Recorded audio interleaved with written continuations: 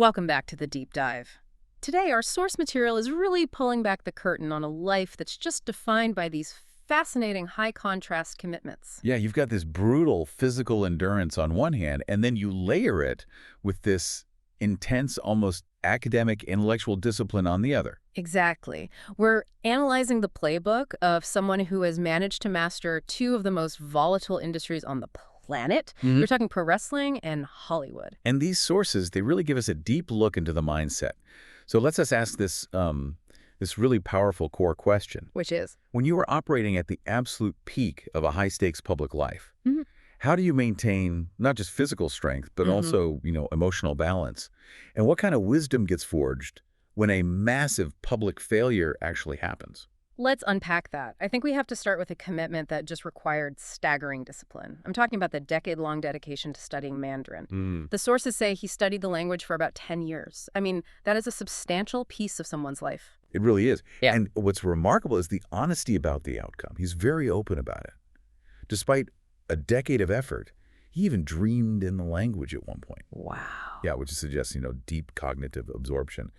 But even with all that, he admits he never actually achieved conversational fluency.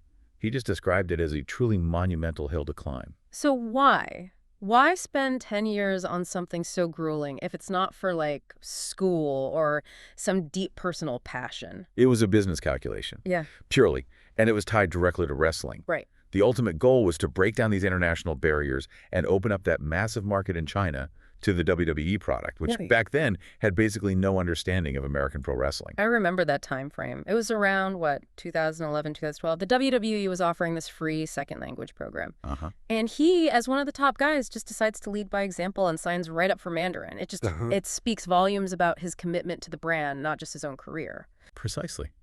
And that brings us to where all that effort led to one of the biggest public missteps of his entire career.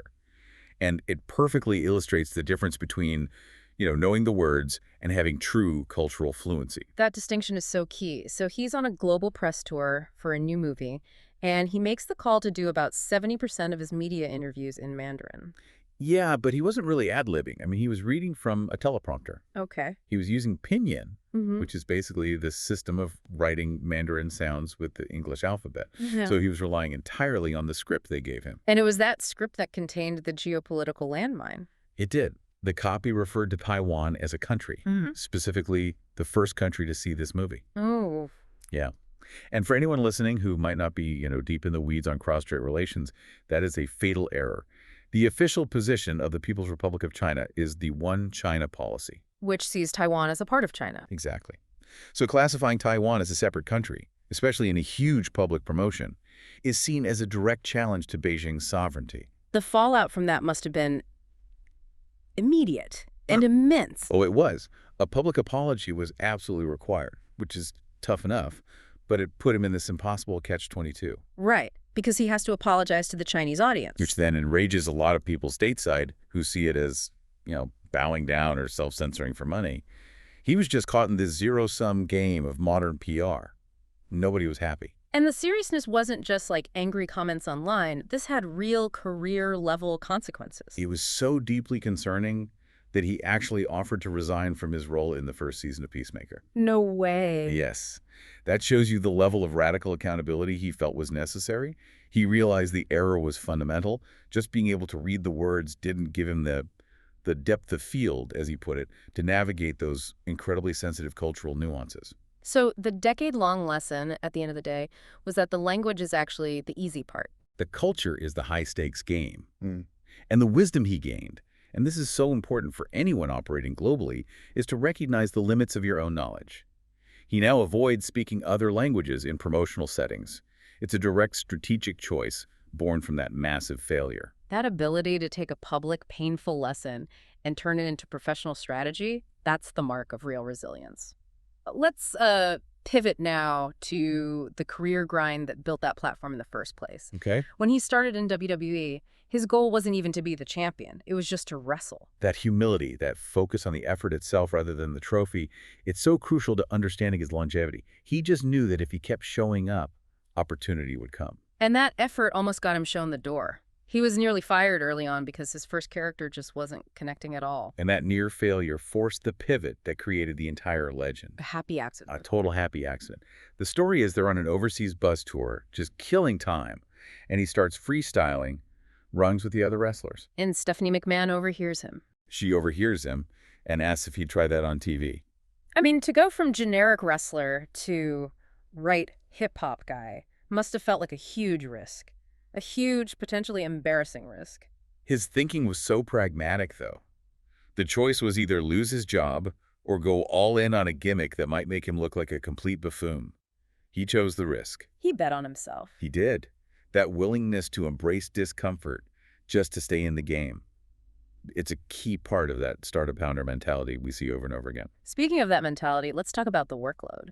The schedule in his prime, I mean, it frankly sounds inhumane. It was merciless. He remembers doing between 220 and 230 matches a year. For context, the sources note that today, a top wrestler doing maybe 70 matches a year is considered a major workhorse. That is a staggering difference. Why did it drop so much? It's a mix of things, really. The industry matured, there's a much bigger focus on wrestler wellness, better safety rules, and the business itself shifted from endless live shows to more, lucrative TV content. But back then, it was just a constant grind. Friday through Tuesday, a different city every single night. One day to drop off your luggage, the next day you're catching another flight. It just demanded total sacrifice. And a schedule like that leaves absolutely zero room for a personal life. None. He said he would wake up and go to sleep just thinking about the product. He admitted he was absent a lot in relationships because the business required this laser focus. Everything else had to be secondary. And just to illustrate that commitment, during that grind, he and other guys sometimes had to sleep in a hallway on a beanbag chair just to save money and stay close to the training facility. That beanbag image, it just perfectly captures the hustle. And in wrestling, the metric for success is so clear, what he calls the meritocracy of noise. Absolutely. The audience tells you immediately if you're succeeding. If there is noise, any reaction, cheers, pure hatred, it doesn't matter. You get another match. Apathy is the career killer. And he's proof. Everyone hated that rapper character at first. They did. But that noise just compounded interest over a 23-year career because the audience was invested enough to care, even if they cared negatively. So let's pivot to the physical toll of 23 years of noise. The sources list an incredible inventory of trauma he survived. It is a laundry list of major repairs: a neck fusion, a reattached pec muscle, reattached triceps in both arms, scoped triceps, and having his nose relocated multiple times. We're talking about, what, 10 major physical surgeries? About that, yeah. And despite all of that serious trauma, the sources reveal this highly unusual, extreme policy he had for recovery. No pain medication. None! He refused it entirely. That's right. He kept full bottles of prescribed painkillers and never touched them. His whole rationale was rooted in this very specific, very high pain threshold philosophy. But that seems, I mean, for a listener, that sounds incredibly dangerous. Pain management after surgery is about enabling physical therapy, right? Yeah. Didn't his doctors push back? Oh, I'm sure they did. The medical advice is, of course, to manage severe pain, but his personal philosophy just overrode that. He believes that numbing your senses actually inhibits true recovery. Because you lose the feedback? You lose the crucial messaging the body is sending. If you're pushing too hard in rehab, pain is the natural way of saying, hey, stop. If you numb that signal, you risk re-injury. So pain is data for him. It's not just something to be suppressed. Precisely. And the second half of that philosophy is the fear of addiction, which he saw just ravaging his peers and the industry. He was very aware of his own ability to chase a feeling. He felt certain that if he started down the opiate path, he'd be, in his words, high on opiates all the time. So the calculation was that the risk of addiction was much greater than the temporary relief of pain. Yeah. It's a highly calculated risk in an industry that's built on them. How does he contrast the physicality of WWE with, say, true competitive sports like the NFL or UFC? He draws a really clear line. He says, when that door closes in the UFC or you step onto an NFL field, it is survival. You are competing against someone to win. And that leads to high trauma and notoriously short careers. The average NFL career is something like, what, 3 years? 2.5 to 3.5 years, yeah. But in the WWE ring, it's about calculated risk and working together. To create the best possible show. Exactly. To tell the best story. That mutual cooperation is what allows careers to stretch for 10, 15, even 20 years. And this whole philosophy of resilience, it goes all the way back to his childhood, growing up with four brothers. Yes, the value of losing early and often. He believes that getting your ass kicked as a kid is profoundly valuable How so? because it teaches you diplomacy. It teaches you that essential resilience of, okay, I'll get you next time.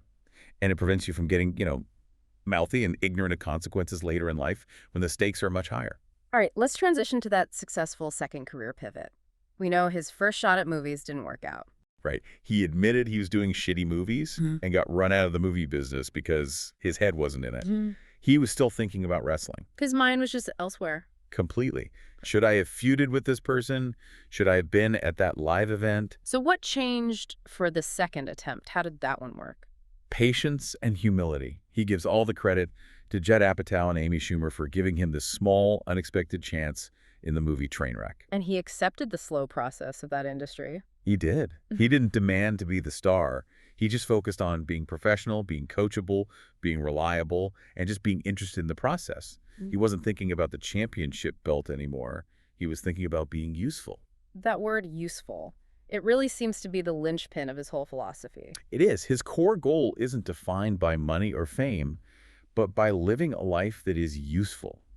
And that applies to everything, accepting a small movie role, reconciling with his 80-year-old father, or just finding a way to be kind to a coffee vendor. He even has this fascinating benchmark for it, the 30% rule. This is such a great piece of insight. It's about managing expectations and humility. He argues that life is constantly throwing opportunities at you. But if you can capitalize on just 30% of them. Just 30%? Yeah. The moments where he can pivot or be useful or seize an opening, if he hits that 30%, he believes he'll die feeling like he earned life. That sounds low for someone at his level, but, in baseball, a .30 batting average gets you into the Hall of Fame. It's a strategic benchmark. Exactly. It's permission to fail 70% of the time as long as you maximize the 30% you connect with. And that philosophy is the complete opposite of what he calls the deserve mentality. The entitlement. Right. The difference between people who feel entitled to success and those who honor their luck and opportunity with gratitude. He says, where you start is out of your control, but how you respond, how you maximize that 30%, that is everything. So if we synthesize everything we've covered, the career we've dissected is one that's just defined by radical self-awareness and the strategic choice to maximize these unconventional moments. Resilience wasn't just surviving 10 major surgeries. It was rejecting the pain meds to avoid addiction. It was strategically learning from that colossal public failure in China. And success didn't come from fitting the mold of a wrestling star, but from being willing to take that embarrassing, cringeworthy pivot, the accidental hip-hop gimmick born on a bus, and just maximizing the noise that came with it. Even if that noise was hate, he just leaned into it. He drives home that opportunities aren't always these grand announcements. Sometimes they're as simple as accepting a small comedy role or having the patience to sleep on a beanbag in a hallway. The ability to pivot and say yes to something uncomfortable is what separated him. And that willingness to embrace the uncomfortable and just seize the moment, that's the most universal lesson here. Which leaves us with a provocative final thought for you to chew on. If your current professional pursuit required a complete, cringeworthy, public pivot like becoming a rapper or sacrificing comfort and sleeping on a beanbag just to survive and seize the moment, would you be brave enough to take that happy accident and truly maximize the 30%? We'll see you next time on The Deep Dive.